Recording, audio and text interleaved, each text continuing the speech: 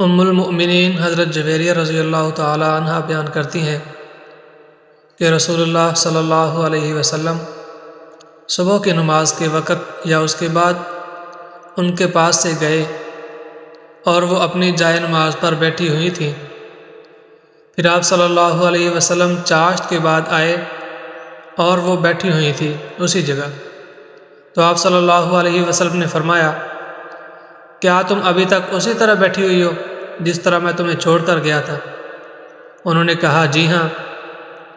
نبی پاک صلی اللہ علیہ وسلم نے فرمایا، البتہ تمہارے بعد میں نے 4 کلمات 3 بار کہے ہیں، اگر ان کلمات کا موازنہ ان سے کیا جائے جو تم نے کہا ہے اب تک کہا ہے تو یہ 4 کلمات ان پر بھاری ہوں گے۔